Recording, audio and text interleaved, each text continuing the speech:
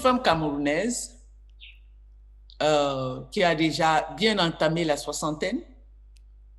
J'ai travaillé comme journaliste à la Cameroun Radio Television. J'ai été productrice et animatrice radio après une formation en journalisme à l'école de journalisme de Yaoundé. Et en 2009, grâce à un ambassadeur suisse à Yaoundé, j'ai pu mettre sur pied avec des collègues de Centrafrique et du Tchad l'association qu'on appelle Media Women for Peace, dont je suis la coordinatrice. Qu'est-ce que la prévention de l'extrémisme violent évoque pour vous? La prévention s'attaque à la racine, c'est-à-dire aux facteurs qui provoquent la radicalisation et la manifestation de l'extrémisme violent, alors que justement la réponse militaire est beaucoup plus axée sur la répression. Comment avez-vous été amené à travailler sur la prévention de l'extrémisme violent? Comme le nom de notre association l'indique, Media Women for Peace, c'est-à-dire on veut se rendre sur le champ des conflits pour comprendre, essayer de relayer la souffrance des femmes et puis leurs perspectives. Donc nous y sommes allés et on s'est rendu compte qu'il y avait quelque chose à faire. Dans un premier temps, peut-être naïvement, aider la femme à se relever, à appuyer sa résilience. Et ensuite, après avoir été invité à une édition des rencontres régionales, et je me rends à des conversations régionales, je me rends compte que c'est l'approche dont nous avons besoin pour rester sur le terrain et accompagner les populations aussi bien dans leur résilience, mais également dans la recherche des solutions. Globalement, pour prévenir, il faut intéresser les populations cibles à ce que vous faites. Il faut les intéresser, les aider à se poser les questions qu'il faut. Pourquoi est-ce que c'est arrivé? Qu'est-ce qu'on aurait pu faire pour que ça n'arrive pas? Qu'est-ce que les autres acteurs pouvaient faire pour que ça n'arrive pas? Et maintenant, qu'est-ce que nous devons faire pour que ça reparte? Qu'essayez-vous en fait de changer sur le fond à travers cette approche? Nous nous employons à favoriser l'instauration d'une société d'équité, d'une société où tout le monde a sa place. Nous essayons justement d'associer ces populations à la réflexion sur leur propre devenir, leur propre développement.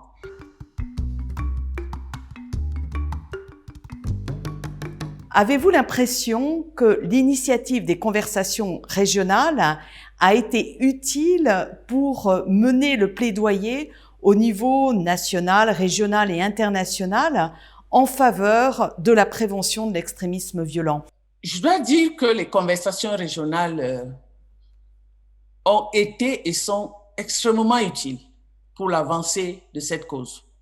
Les conversations régionales sont venues avec une approche. C'est vrai qu'il faut continuer à assurer la sécurité par les forces de défense, mais c'est également le moment de penser aux causes, aux facteurs de cette situation. Qu'est-ce qu'on devrait faire? Et c'est un questionnement qui n'était pas courant quelque temps avant. Donc, au début, justement, on ne voit pas comment le dialogue va venir résoudre un problème de cette envergure. On ne voit pas comment on va devoir parler aux insurgés. On n'imagine pas en train de mettre sur la même table ceux qui attaquent et ceux qui se défendent. On n'imagine pas autre chose que la répression. Et c'est comme ça que les conversations régionales arrivent avec une offre. Une offre, c'est vrai que c'était juste un déblayage du terrain. Voici ce qu'on peut faire.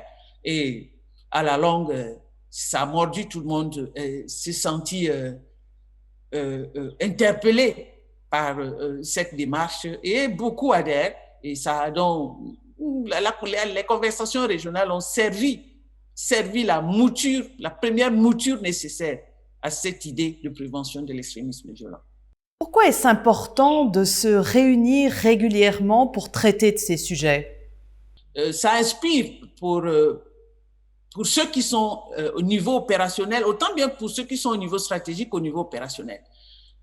Les échanges permettent soit d'illustrer une situation qu'on pourrait voir ailleurs, chez soi, ou alors une situation qu'on aimerait voir appliquée chez soi. Et ça fait que cet enrichissement mutuel est d'une très, très grande importance. Il faut également capitaliser sur les bonnes pratiques. Ces bonnes pratiques qui devront faire l'objet de cette communauté et qu'on verrait avec plaisir comment elles sont dupliquées partout où le besoin se fait. Donc, les conversations régionales, pour moi, c'est un patrimoine qui devrait déjà être non seulement enrichi et consolidé, mais également entretenu pour qu'il puisse être au service des générations futures. En quoi les conversations régionales ont changé votre façon de travailler, votre pensée sur cette question de l'extrémisme violent? Ça me permet de manipuler le sujet avec beaucoup plus de manière aisée qu'avant. Avant, j'allais sur le terrain, c'était pour appuyer la résilience, c'est-à-dire on va donner quelque chose pour qu'elle se rétablisse, mais après, c'est le après qui est plus important. Quel est le discours que vous devez avoir ensemble? Ça, je n'avais pas cette expertise. Je ne l'avais pas. Et je découvre aujourd'hui que c'est une expertise qui manque énormément. Est-ce que le dialogue, qui est au centre de l'initiative, vous paraît être un outil important de prévention? Et si oui, quel genre de dialogue et avec qui? D'emblée, le dialogue est plus qu'indispensable. C'est une obligation, en quelques circonstances que ce soit. Je vais aller plus loin en disant que d'abord, il faut un dialogue avec soi-même. Si on veut comprendre un certain nombre de choses, il faut un dialogue avec soi-même. Ensuite, il faut un dialogue avec une autre personne, qu'elle soit votre ennemi ou pas, il faut toujours un dialogue. Donc, on se dit comment on va parvenir à les faire asseoir. Il y a le côté pratique. Comment on va faire venir les gens de la brousse? Comment on va faire venir des insurgés? Où est-ce qu'on va les rencontrer? Qu'est-ce qui va garantir? Ça, c'est des questions que je me posais au moment où le groupe de femmes de Mora m'a dit « Nous voulons dialoguer ». J'étais loin d'imaginer qu'on peut dialoguer à distance jusqu'au moment où elles produisent ce clip vidéo avec les messages. J'étais loin d'imaginer qu'on peut dialoguer à distance. On n'a pas besoin de s'asseoir face à face. Ça, c'est une découverte pour moi qui est énorme dans mon travail et qui m'encourage, qui me motive davantage. En quoi est-ce important qu'un pays comme la Suisse s'implique dans la prévention et dans cette initiative? La Suisse porte une vision de paix depuis des décennies qui est éprouvée. Tout le monde lui reconnaît ce rôle et elle jouit également d'une expertise, d'une compétence lorsqu'il s'agit de conduire les missions de paix.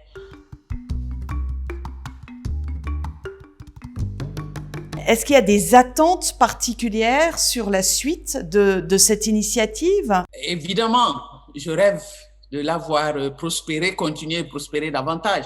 Mais il faudrait peut-être pour mieux la soutenir, de continuer à capitaliser sur ce qui est déjà fait.